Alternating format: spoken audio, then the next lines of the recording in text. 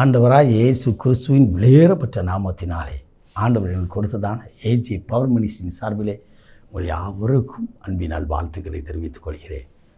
எனக்கு அருமையானவர்களே, இந்த நிகழ்வுகளை தினமும் காணுங்கள். ஆண்டவருடைய சமூகத்தில் இதற்காய் விசேஷமாய் ஜெபியுங்கள். இந்த தேவனுடைய வார்த்தைக்காய் ஜெபியுங்கள். இதை உங்கள் நண்பர்கள், உறவினர்கள், மற்றவர்களுக்கு இதை பகிர்ந்து கொள்ளுங்கள். அலைபேசியிலே பகிர்ந்து கொள்ளுங்கள். இந்த வார்த்தை தேசமெங்கும் போய் தேவனை மகிமைப்படுத்தட்டும். ஹல்லேலூயா போகட்டும். இன்றைக்கு நாம் கர்த்தர் கொடுத்த வார்த்தையை தியானிக்கப் போகிறோம். நீ எழுந்து, நீ புறப்பட்டு எருசலேமிலிருந்து காசாவுக்கு போ, செல்லும்படியாக தெற்கு நோக்கி போ. புறப்பட்டு வெளிப்பு கடந்து போனா. நீ எழுந்து புறப்பட்டு போ. இதுவரை நீ உட்கார்ந்திருந்த நாட்கள் போதும். இதுவரை இருந்த நாட்கள் போதும். கர்த்தரை அறிந்திருக்கிறோம். கர்த்தரை குறித்து மற்றவர்களுக்கு சொல்கிறதில்லை. நான் தேவனுடைய பிள்ளை. எத்தனை வருஷம் ரசிக்கப்பட்டாச்சு? 10 வருஷம். நம்ம சில பேர் சொல்லுவாங்க தெரியுமா, நீங்கள் எப்போ ரசிக்கப்பட்டீங்கன்னா ஒருத்தர்கிட்ட கேட்டேன், ஐயா நீங்கள் எப்போ ரசிக்கப்பட்டீங்க? ஐயா நான் 90லே ரசிக்கப்பட்டுட்டேயா. எத்தனை பேருக்கு சுவிசேஷம் சொல்லியிருக்கீங்க? சிரித்தா இன்றைக்கி அப்படி தான் இருக்குது. 2000 ரசிக்கப்பட்ட, 2010 ரசிக்கப்பட்ட எத்தனை பேருக்கு நாம் ரட்சிப்புகளை நடத்தியிருக்கிறோம்? ரட்சிப்புகளை நடத்தும் போது நம்முடைய குடும்பம் ஆசீர்வதிக்கப்படும். நாம் அறிந்த இயேசுவை அறியாத ஜனங்களுக்கு சொல்லும்போது நம்முடைய வாழ்க்கை ஆசீர்வதிக்கப்படும். பாருங்கள், சாதாரண ஒரு மனுஷன், தேவனால் அழைக்கப்பட்ட பிலிப்பு. அதுக்கு முன்னாடி பார்த்திங்கன்னா அந்த 8ஆம் அதிகாரத்தில் வாஸ்து பார்த்திங்கன்னா அவர் எங்கே இருக்கிறாருன்னா சமாரியாவிலேருந்து ஆண்டவருடைய வார்த்தையை சொல்லிக்கிட்டு இருக்கிற மனுஷன் இங்கே அங்கே போய் சொல்கிறாரு. அதே அதிகாரத்தை நீங்கள் வாசிங்கன்னா 26வது வசனத்தில் வாசிக்கிறோம். எங்கே இருக்கிறாரு? நிதி அமைச்சருக்கு, காந்தாக்கி மந்திரியின் நிதி அமைச்சருக்கு ஆண்டவருடைய வார்த்தையை சொல்ல கடந்து போனார். இவருக்கு தான் சொல்ல போகிறோம் தெரியாது. பரிசுத்தாவின் அனுப்புகிறார், அவ்வளோதான். அவர் அனுப்பினோட போக ஆயத்தமாக இருந்தார். ஒரு பிரபலமான ஊழியரின் வாழ்க்கை சரிதை வாசித்தே அவர் இரவு 2 மணிக்கு வந்தார். முடிந்து ஜெபம் பண்ணிட்டு படுக்க 3 மணி ஆயிற்று. படுத்து கொஞ்ச நேரத்தில் கர்த்தருடைய ஆவியான பேசினார். தேவதாசனே, நீ இறங்கி போய் உன் வீட்டில் வேலைக்காரன்ட்ட போய் என்னுடைய அன்பை குறித்து சொல்லு. இவர் ஆண்டவர்கிட்ட சொன்னார், ஆண்டவரே நான் ரொம்ப டயர்டாக இருக்கேன், 3 நாள் கழித்து இன்றைக்கி தான் வந்திருக்கிறேன்.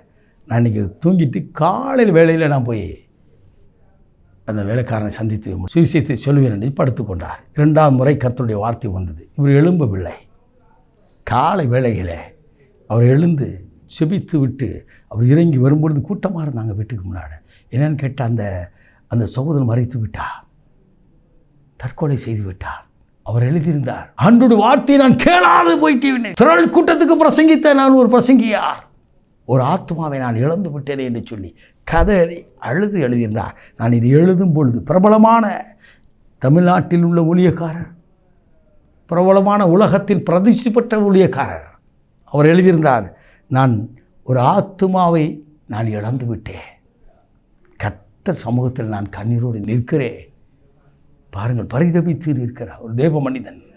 அவரை கொண்டு தேசத்தை கலக்கின தேவ மனிதன், தேவனால் அழைக்கப்பட்ட தெய்வ மனிதன் எழுந்து புறப்பட்டு போகும்போது ஒரு புதிய ஆசீர்வாதத்தை, புதிய ஆத்மாவை சந்திக்க முடியும், புதிய காரியங்களை காண முடியும். நீங்கள் புறப்பட்டு போங்க, இருக்கிற இடத்த விட்டு எழுந்து ஆண்டவர் சமூகத்தை போய் ஜெபிங்க. உங்கள் வாழ்க்கையில் என்ன செய்யணும் கேளுங்க. அருள்நாதர் இயேசு பரிசுத்த ஆவியின் மூலமாக உங்களுக்கு ஆலோசனை கொடுப்பார். பிலிப்புக்கு ஆலோசனை கொடுத்த அதே ஆண்டவர் இன்றைக்கு உயிரோடு இருக்கிறார். அதே அதிகாரத்தில் தான் வாசிக்கிறோம். அப்போஸ்தலர் படி 8:8 வாசிக்கிறோம், சமாரிய பட்டணத்தில் சந்தோஷம் உண்டாயிற்று என்று சொல்லி. அங்கு கேட்டவுடன் திரள் கூட்டத்திற்கு பிரசங்கித்தவர் ஒரே ஒரு ஆத்மாவை தேடி தெய்வ மனிதன் போகிறார். இன்றைக்கு உங்களையும் என்னை தேடி இயேசு வந்திருக்கிறார். இன்றைக்கு இந்தியாவிற்கு தோமையார் ஒரே ஒரு மனுஷன், ஒரே ஒரு அப்போஸ்தலர் வரவில்லை என்று சொன்னால் நீங்களும் நான் இயேசுவை அறிந்திருக்க முடியாது. கடற்கரை பகுதிக்கு புனித பிரான்சிஸ் சவேரியார் வரவில்லை என்று சொன்னால் கடற்கரை பகுதி ரட்சிக்கப்பட்டிருக்கிறாது. கேரள மாநிலம் ரட்சிக்கப்பட்டிருக்கிறாது. எனக்கு அருமையானவர்களே, ஒரு தோமையாரை கொண்டு கேரளாவை ரட்சித்தவர், ஒரு கடற்கரை பகுதியில் ஒரு பிரான்சிஸ் சவேரியார், புனித பிரான்சிஸ் சவேரியாரை கொண்டு ரட்சித்தவர் உங்களை கொண்டு உங்கள் குடும்பங்களையும் உங்கள் திருச்சபையும் ரட்சிக்க ஆசீர்வதிக்க விரும்புகிறார். நாம் ஜெபிப்போமா? மகா பரிசுத்தமுள்ள தோப்பான இந்த அற்புதமான வேலைக்காய் சொத்துரைக்கிறோம். துக்கத்தோடு பாரத்தோடு நிற்கிற பிள்ளைகளுக்கு நீர் எழுந்து புறப்பட்டு போய் என்று சொன்னேன். உங்களுடைய சமூகத்தில் போய் அமர்ந்து ஜெபிக்கவும், உங்களுடைய அன்பை ருசிக்கவும், மற்றவர்களுக்கு சொல்லவும் கிருபைதான்.